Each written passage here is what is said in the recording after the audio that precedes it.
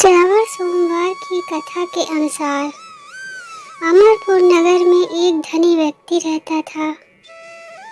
दूर दूर तक उसका व्यापार फैला हुआ था। नगर में उस व्यापारी का सभी लोग मान सम्मान करते थे। इतना सब कुछ होने पर भी वह व्यापारी अंतर मन से बहुत दुखी था, क्योंकि उस व्यापारी का कोई पुत्र नहीं था। दिन रात उसे एक ही चिंता सताती रहती थी। उसकी मृत्यु के बाद उसके इतने बड़े व्यापार और धन संपत्ति को कौन संभालेगा। पुत्र पाने की इच्छा से वह व्यापारी प्रति सोमवार भगवान शिव की व्रत पूजा किया करता था। सायंकाल को व्यापारी शिव मंदिर में जाकर भगवान शिव के सामने घी का दीपक जलाता करता था। उस व्यापारी की भक्ति देखकर एक दिन पार्वती जी ने भगवान शिव से कहा, हे प्राणनाथ, यह व्यापारी आपका सच्चा भक्त है। कितने दिनों से यह सोमवार का व्रत और पूजा नियमित कर रहा है। भगवान आप इस व्यापारी की मनोकामना अवश्य पूर्ण करें। भगवान शिव ने मुस्कुराते हुए कहा, हे पार्वती, इस संसार में सबको उसके कर्म के अनुसार फल की प्राप्ति होती है। प्राणी जैसा कर्म करता है उन्हें वैसा ही फल प्राप्त होता है। इसके बावजूद पार्वती जी नहीं मानी। उन्होंने आग्रह करते हुए कहा, नहीं प्राणनाथ, आपको इस व्यापारी की इच्छा पूरी करनी ही पड़ेगी। यह आपका अनन्य भक्त है। प्रति सोमवार आपका विधिवत व्रत रखता है और पूजा अर्चना के बाद आपको भोग लगाकर एक समय भोजन ग्रहण करता है। आपको इसे पुत्र प्राप्ति का वरदान देना ही होगा। पार्वती का इतना आग्रह देखकर भगवान शिव ने कहा, तुम्हारे आग्रह पर मैं इस व्यापारी को पुत्र प्राप्ति का वरदान देता हूँ, लेकिन इसका पुत्र 16 वर्ष से अधिक जीवित नहीं रहेगा।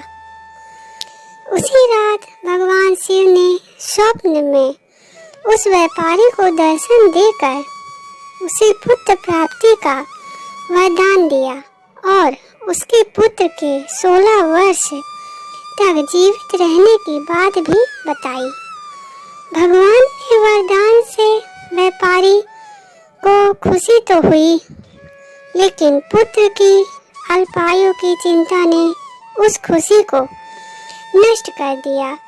व्यापारी पहले की तरह सोमवार का विधिवत व्रत करता रहा। कुछ महीने पश्चात उसके घर अति सुंदर पुत्र उत्पन्न हुआ। पुत्र जन्म से व्यापारी के घर में खुशियां भर गई। बहुत धूमधाम से पुत्र जन्म का समारोह मनाया गया। व्यापारी को पुत्र जन्म की अधिक खुशी नहीं हुई, क्योंकि उसे पुत्र की अल्पायु के रहस्य का पता था। यह रहस्य घर में किसी को नहीं मालूम था। विद्वान ब्राह्मणों ने उस पुत्र का नाम अमर रखा। जब अमर 12 वर्ष का हुआ तो शिक्षा के लिए उसे वाराणसी भेजने का निश्चय हुआ। व्यापारी ने अमर के मामा दीपचंद को बुलाया और कहा कि अमर को शिक्षा प्राप्त करने के लिए वाराणसी छोड़ आओ। अमर अपने मामा के साथ शिक्षा प्राप्त करने के लिए चल दिया। रास्ते में जहाँ भी अमर और दीपचंद रात्रि विश्राम के लिए ठहरते, वहीं यज्ञ करते और ब्राह्मणों को भोजन कराते थे। लंबी यात्रा के बाद अमर और दीपचंद एक नगर में पहुँचे। उस नगर के राजा की कन्या के विवाह की खुशी में पूरे को सजाया गया था। निश्चित समय पर बारात आ गई, लेकिन वर का पिता अपने बेटे के एक आंख से काने होने के कारण बहुत चिंतित था। उसे इस बात का भय सता रहा था कि राजा को इस बात का पता चलने पर कहीं वह विवाह से इनकार न कर दे, इससे उसकी बदनामी होगी। वर के पिता ने अमर को देखा तो उसके मस्तिष्क में एक विचार आया। उसने सोचा, क्यों ना इस लड़के को दूल्हा बनाकर राजकुमारी से विवाह करा दूं। विवाह के बाद इसको धन देकर विदा कर दूंगा और राजकुमारी को अपने नगर ले जाऊंगा। वर के पिता ने इसी संबंध में अमर और दीपचंद से बात की। दीपचंद ने धन मिलने के लालच में वर के पिता की बात स्वीकार कर ली। अमर को दूल्हे के वस्त्र पहनाकर राजकुमारी चंद्रिका से विवाह करा दिया गया। राजा ने बहुत सा धन देकर राजकुमारी को विदा किया। अमर जब लौट रहा था तो सच नहीं छिपा पाया और उसने राजकुमारी की ओढ़नी पर लिख दिया, राजकुमारी चंद्रिका, तुम्हारा विवाह तो मेरे साथ हुआ था। मैं तो वाराणसी में शिक्षा प्राप्त करने जा रहा हूँ। अब तुम्हें जिस नवयुवक की पत्नी बनना पड़ेगा वह कान्हा है। जब राजकुमारी ने अपनी ओढ़नी पर लिखा हुआ पढ़ा तो उसने कान्हे लड़के के साथ जाने से इनकार कर दिया। राजा ने सब बातें जानकर राजकुमारी को महल में रख लिया। उधर अमर अपने मामा दीपचंद के साथ वाराणसी पहुंच गया। अमर ने गुरुकुल में पढ़ना शुरू कर दिया। जब अमर की आयु 16 वर्ष पूरी हुई तो उसने एक यज्ञ किया। यज्ञ की समाप्ति पर ब्राह्मणों को भोजन कराया और खूब अन्न वस्त्र दान किए।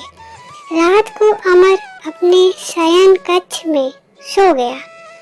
शिव के वरदान के अनुसार शयनावस्था में ही अमर के प्राण पखेरु उड़ गए।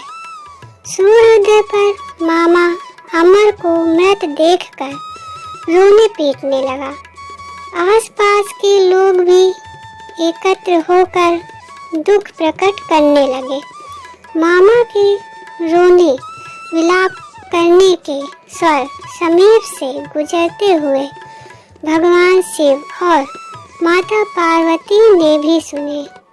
माता पार्वती जी ने भगवान से कहा, प्राणनाथ, मुझसे इसके रोने के स्वर सहन नहीं हो रहे। आप इस व्यक्ति के कष्ट अवश्य दूर करें। भगवान शिव ने माता पार्वती जी के साथ अदृश्य रूप में समीप जाकर अमर को देखा तो पार्वती जी से बोले, पार्वती, यह तो उसी व्यापारी का पुत्र है। मैंने इसे 16 वर्ष की आयु का वरदान दिया था। इसकी आयु तो पूरी हो गई। पार्वती जी ने फिर भगवान शिव से निवेदन किया, हे प्राणनाथ, आप इस लड़के को जीवित करें, नहीं तो इसके माता पिता पुत्र की मृत्यु के कारण रो रो कर अपने प्राणों का त्याग कर देंगे। इस लड़के का पिता तो आपका परम भक्त है। वर्षों से सोमवार का व्रत करते हुए आपको भोग लगा रहा है। पार्वती के आग्रह करने पर भगवान शिव ने उस लड़के को जीवित होने का वरदान दिया और कुछ ही पल में वह जीवित होकर उठ बैठा। शिक्षा समाप्त करके अमर मामा के साथ अपने नगर की ओर चल दिया। दोनों चलते हुए उसी नगर में पहुंचे जहां अमर का विवाह हुआ था। उस नगर में भी अमर ने यज्ञ का आयोजन किया। समीप से गुजरते हुए नगर के राजा ने यज्ञ का आयोजन देखा। राजा ने अमर को तुरंत पहचान लिया। यज्ञ समाप्त होने पर राजा अमर और उसके मामा को महल में ले गया और कुछ दिन उन्हें महल में रखकर बहुत सा धन वस्त्र देकर राजकुमारी के साथ विदा किया। रास्ते में सुरक्षा के लिए राजा ने बहुत से सैनिकों को भी साथ भेजा। दीपचंद ने नगर में पहुंचते ही एक दूत को घर भेजकर अपने आगमन की सूचना भेजी। अपने बेटे अमर के जीवित वापस लौटने की सूचना से व्यापारी बहुत प्रसन्न हुआ। व्यापारी ने अपनी पत्नी के साथ स्वयं को एक कमरे में बंद कर रखा था। भूखे प्यासे रहकर व्यापारी और उसकी पत्नी बेटे की प्रतीक्षा कर रहे थे। उन्होंने प्रतिज्ञा कर रखी थी कि यदि उन्हें अपने बेटे की मृत्यु का समाचार मिला तो दोनों अपने प्राण त्याग देंगे। व्यापारी अपनी पत्नी और मित्रों के साथ नगर के द्वार पर पहुंचा। अपने बेटे के विवाह का समाचार सुनकर पुत्रवधू राजकुमारी चंद्रिका को देखकर उसकी खुशी का ठिकाना न रहा। उसी रात भगवान शिव ने व्यापारी के स्वप्न में आकर कहा, हे श्रेष्ठी, मैंने तेरे सोमवार के व्रत करने और व्रत कथा सुनने से प्रसन्न होकर तेरे पुत्र को लंबी आयु प्रदान की है। व्यापारी बहुत प्रसन्न हुआ। सोमवार का व्रत करने से व्यापारी के घर में खुशियां लौट आई। शास्त्रों में लिखा है कि जो स्त्री पुरुष सोमवार का विधिवत व्रत करते और व्रत कथा सुनते हैं उनकी सभी इच्छाएं पूरी होती हैं। ओम नमः शिवाय।